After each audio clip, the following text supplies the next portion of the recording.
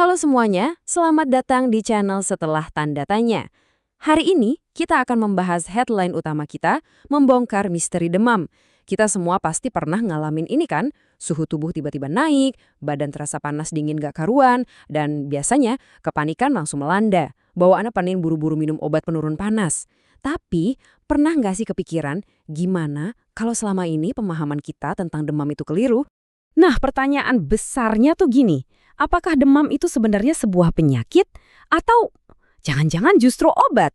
Coba deh tanya ke diri sendiri, apakah dengan kita panik dan buru-buru nurunin panas pakai obat, kita malah ngebantu virus yang lagi nyerang buat menangin pertempuran di dalam tubuh kita?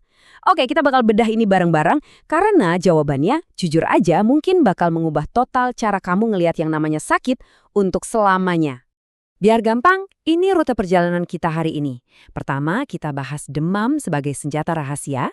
Terus, cara kerja termostat tubuh, cara bedain demam virus sama bakteri, misteri demam tanpa sebab, dan pastinya panduan kapan kita harus benar-benar pergi ke dokter. Oke, kita langsung masuk ke bagian pertama. Senjata rahasia bernama demam. Kalau kita lihat dari definisi medisnya, demam ini sebenarnya luar biasa banget. Dengerin ya, demam itu sama sekali bukan malfungsi atau tanda kalau tubuh kita lagi rusak. Malahan, demam adalah sebuah mekanisme pertahanan yang super canggih dan penuh perhitungan. Tubuh kita itu sengaja naikin suhu intinya. Kenapa? Karena virus dan bakteri jahat umumnya cuma bisa berkembang biak dengan santai di suhu normal tubuh kita, di sekitar 37 derajat Celcius. Nah, dengan naikin suhu, tubuh tuh kayak sengaja nyiptain lingkungan neraka yang kepanasan banget buat si patogen, supaya mereka nggak bisa bertahan hidup. Pinter banget kan? Fakta ini sekaligus ngejelasin kenapa kita ngerasa lemes banget kalau lagi demam. Nggak nafsu makan dan bawaan yang ngantuk berat, itu bukan berarti tubuh kita kalah loh. Analogi gampangnya gini, tubuh kamu tuh lagi nerapin status lockdown. Dengan kamu tidur terus, tubuh bisa hemat energi gede-gedean buat dikerahkan semuanya ke sistem imun. Nggak cuma itu, suhu panas ini juga memicu pelepasan hormon hepsidin di hati yang bakal langsung nurunin kadar zat besi di darah kita. Alasannya, karena zat besi itu makanan favoritnya bakteri. Jadi tubuh kita secara harfiah lagi motong jalur logistik dan bikin musuh kelaparan sampai mati. Epik banget kan? Sekarang masuk ke bagian 2. Cara kerja termostat tubuh. Gimana sih tubuh tahu kapan harus manasin suhu?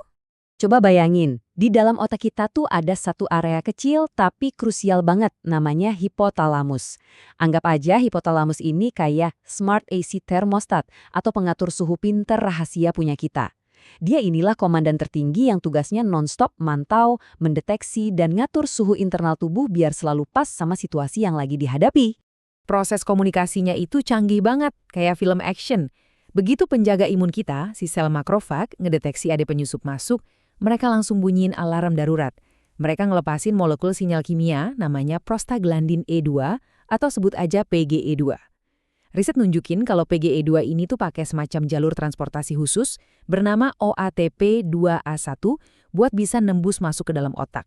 Nah, begitu PGE2 ini nyampe di depan hipotalamus, dia tuh ibarat tangan yang langsung muter tombol termostat kita jadi jauh lebih tinggi. Dari yang asalnya santai di 37 derajat, langsung diputar ke 39 derajat Celcius. Dan ini nih momen yang menurutku paling mind-blowing dari demam. Pernah mikir, Kak, kenapa kita malah ngerasa kedinginan parah dan menggigil pas lagi demam tinggi? Padahal badan kita lagi panas. Itu sebenarnya bukan karena AC kamar kamu kedinginan.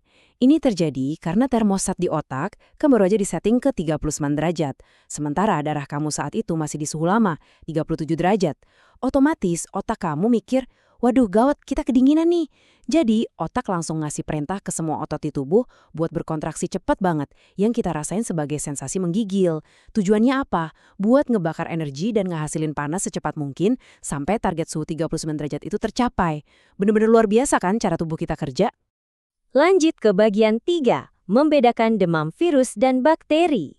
Di dunia nyata, apalagi buat kamu yang punya anak, ngerti pola demam ini tuh ibarat bisa baca kode rahasia. Infeksi virus itu kelakuannya mirip pencuri tabrak lari.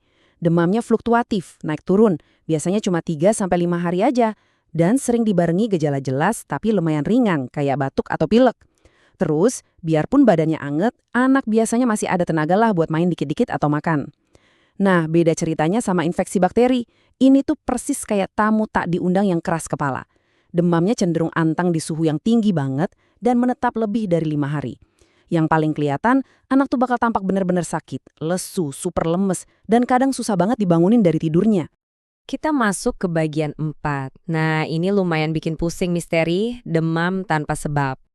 Pernah nggak sih kamu ngalamin situasi yang bikin frustrasi, di mana badan tiba-tiba panas tinggi, tapi anehnya nggak ada batuk, nggak ada pilek, bener-bener nol gejala lain.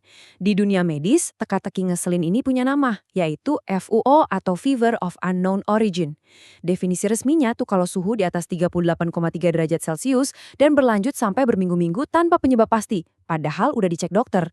Ini tuh bener-bener misteri klinis yang bikin dokter harus berubah wujud jadi detektif buat ngebongkar apa yang sebenarnya terjadi di balik layar. Dan ternyata, dalang di balik demam tanpa sebab ini bisa macam-macam banget dan seringkali nggak ketebak. Percaya nggak? Stres emosional yang kelewat berat itu bisa loh bikin suhu badan naik beneran. Ini namanya demam psikogenik. Terus ada juga infeksi yang pintar ngumpet, kayak infeksi saluran kemih atau infeksi gigi yang sering kita nggak sadar. Tentu aja, efek obat-obatan tertentu atau habis vaksin juga bisa mancing imun. Belum lagi kalau ada masalah tiroid yang terlalu aktif atau penyakit autoimun kayak lupus, di mana tubuh malah bingung nyerang diri sendiri. Bahkan, dehidrasi parah yang bikin sirkulasi darah jadi kacau juga bisa jadi penyebabnya. Jadi benar-benar butuh investigasi menyeluruh. Dan akhirnya, kita di bagian 5. Kapan sih kita harus benar-benar angkat tangan dan pergi ke dokter? Angka 39,5 derajat Celcius ini lumayan sakti di dunia medis. Menurut banyak studi, suhu ini tuh semacam titik optimal atau sweet spot buat sistem imun kita bertempur paling maksimal ngebasmi virus dan bakteri. Tapi dengerin ya, kita juga harus tetap waspada. Kalau suhu ini naiknya ngebut banget dalam waktu singkat, apalagi pada anak-anak yang sistem sarafnya masih berkembang, lonjakan drastis ini bawa resiko tinggi memicu kejang demam. Tolong perhatiin lampu merah ini baik-baik ya. Kalau demam di atas 39 derajat nggak turun-turun selama lebih dari 3 hari berturut-turut, itu udah lampu merah.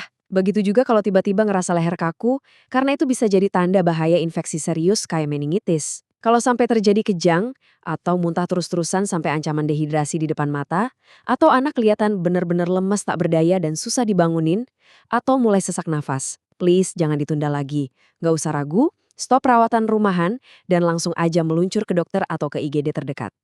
Jadi, setelah kita obrolin panjang lebar tadi, setelah kita tahu persis kalau demam itu sebenarnya bukan musuh, melainkan tentara pelindung kita yang lagi nerapin lockdown, sengaja ngebakar energi dan bikin si virus kelaparan demi nyelamatin kita, pertanyaannya sekarang berubah nih. Apakah kamu bakal tetap langsung panik pas besok-besok ngelihat angka di termometer naik drastis?